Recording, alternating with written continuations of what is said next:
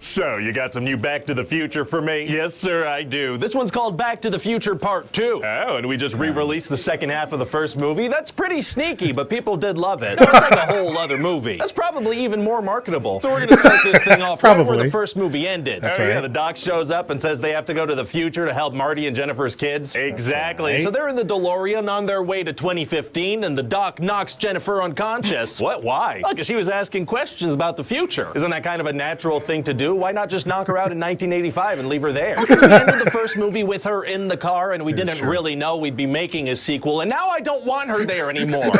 So now it's time for some adventure. So they dump her unconscious body in an alley. Oh my God. And so it turns out that in the future, Marty's son is gonna agree to do some crime with Biff's grandson, Griff. Illegal. And so Marty has to pretend to be his own son to decline the crime invitation. They really have to travel to the future for that? Couldn't the doc just have said, hey Marty, keep your kid inside on this day in 2015, or, be a better parent? Shut up. So then Marty pretends to be his own son. Well, okay. Is it gonna be tough to fool Griff? Actually, it's gonna be super easy. Barely an inconvenience. Oh, really? Yeah, because as you know, when people have children, those children have the exact same faces as them. I have experienced that, yes, indistinguishable. So Marty interacts with a little hobbit-looking kid and then refuses the crime invitation, but then Griff calls him interacts with a little hobbit-looking kid.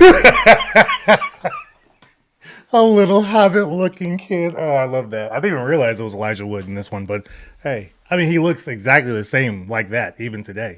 He has not aged. Then refuses the crime invitation, but then Griff calls him a chicken. You know how that goes.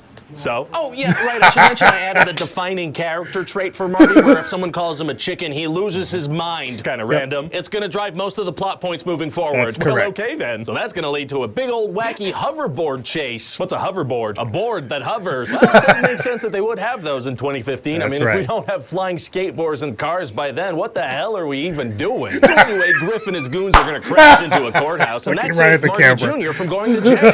Okay, seems like he could still pretty easily be convinced to become a criminal, though. Well, then I guess they'll travel to the future and impersonate him anytime he's about to do that. Okay. What? So then Marty has this idea where he wants to bring a sports almanac to the past to do some gambling and screw over the system, make a bunch of money. Right, okay, I kind of see why his son turns out the way he does. So Doc is like, no, you can't screw with time like that. That could have some crazy repercussions. He just traveled 30 years into the future to take care of a problem that could have been solved with a book on parenting. Still, though. Oh, okay. So Marty leaves the almanac behind, but frickin' old Biff overheard the plan and saw the time machine, so he goes through with that plan. And he knows how to operate a time machine because... Exactly. What? So he does that thing and brings the DeLorean back to 2015. Exactly. But then when Doc and Marty go back to 1985, it's like a completely different timeline. Well, wait, how did Biff get back to the 2015 that they were in? None of your business. So it turns out Biff used the almanac in 1958 to make a bunch of money, and now he's a big, wealthy douchebag that turned the town into a frickin' dystopia. Not good. And he frickin' killed George McFly. Oh, my goodness. And what about Marty's mom? Oh, well, he married Marty's mom, so he's Marty's stepdad now? Yikes. Well, hey, at least we won't have any weird stuff with Marty's mom flirting with her own son. People thought that was pretty strange that we put that in the first movie. Okay, yeah, no, there's nothing weird like that in this one. Anyway, the first time that Marty sees his mom in this timeline, he's like, whoa, your boobs are so much bigger than I'm used to. Oh, my, seriously? Because she has implants in this timeline, so Marty's like, whoa, what the...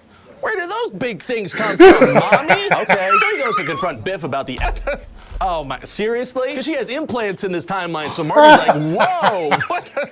Where do those big things come from, Mommy? Okay. Mommy, where do those big things come from? Why? Why did he add that part in there? Oh my God. So he goes to confront Biff about the almanac, and Biff is like, yeah, an old version of me gave this to me in 1955, and he said that one day a kid might come ask me about it, and I'd have to kill that kid, so now I have to kill you. Why tell him that at all if he's just gonna kill him? Because that works. So then Biff goes to shoot Marty, but Marty jumps off a roof. Oh my God. But then he floats back up, standing on the DeLorean, all like, haha, I did not die when I jumped off the roof, you fool. Doesn't Biff still have a gun? Yes. And he doesn't shoot Marty. No, because then our protagonist would be dead, so then Doc and Marty go back to the past. Okay. Yeah, they go to the day where old Biff gave himself the almanac, which as it turns out is the same day from the first movie. Oh, that's from the first movie. So they have to avoid themselves in the past, because that would create a crazy paradox. Well, wait, if Biff only makes his money in 1958, can't they go to another time and not risk running into themselves? Oh, they absolutely could, but then we wouldn't get to revisit scenes from the first movie in a fun way. Right, we gotta have the nostalgia. So what happens? Well, now Marty's gotta sneak around and get this frickin' almanac back. Yeah, sounds like he frickin' better get that almanac back. What? Whatever you said is also what I said. Okay. way. Right, we gotta have the nostalgia. So what happens? Well, now Marty's gotta sneak around and get this freaking almanac back. Yeah, sounds like he freaking better get that almanac back. What? Whatever you said is also what I said. Okay, so anyway, then we're gonna rewatch all these awesome moments from the first movie, but from slightly different angles. Very fun. And eventually there's gonna be this super exciting chase where Marty's on a hoverboard and Biff is in his car. And then right at the climax, Biff is about to run Marty over. Oh boy, how is Marty gonna get out of that one? Well, the doc's gonna save him with the flying DeLorean, and Biff is gonna crash into a manure truck. That's right. Climaxing with some poop is tight. Oh, gross. What? Wow, my sounds like God. a great movie. Oh, well, wait, it's not done. Oh, it's not. No, see, before the dock can land, the DeLorean gets struck by lightning, so that sends it into the past, into the Old West. Doesn't it need to be God. traveling 88 miles per hour? Nope. Are you sure? It's written right here, sir. Oh, well, okay. So then a Western Union It's right guy here. shows up, and he's like, hey, we've been holding on to this letter from this dock for like 70 years. Oh, fantastic customer service. Yeah. So what does Marty do? Well, he goes to see the dock that's still in 1955, and then we're going to play a full trailer for the next movie. What? An entire trailer for the next movie. A I figure we full shoot two trailer. of these movies at once. So we don't even That's end right. this movie the way that movies end. We're just No. like, hey, more stuff. Please That's stay right. tuned. Yep. Yes, we can do that. Why end it when you can just be like, hey, we're stopping it here for now.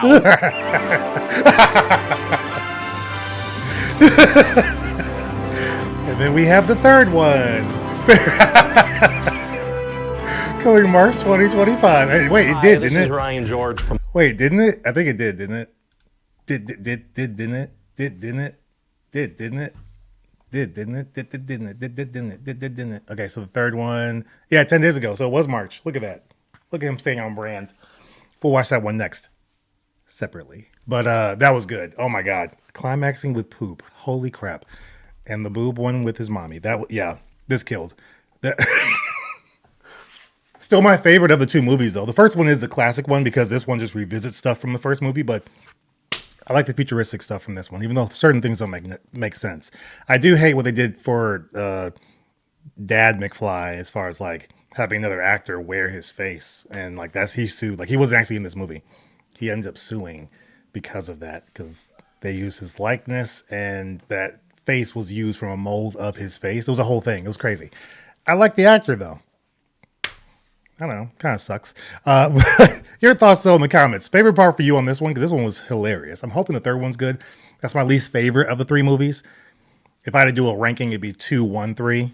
Just because I really enjoy 2. But the third one is fun, but it's my least favorite of the three. So I'm looking to see what he brings from that one. And there's certain things I also don't remember. But I do love how there was a whole freaking trailer for that movie at the end of the second, which was insane. So I thought that was really, really cool. Avengers did that. No, Captain America First Avenger did that for the Avengers. So like it's been done. Like certain movies do it, but it doesn't happen often. I would think it would have happened pretty often, but that's just me. Funny though. Your thoughts, comments below. Thanks for watching. Check out the next one I got for you guys very soon, which should be this or another video. Who knows? But I hope you're there. I will see you there, and I hope you have a good one. Take care. Bars.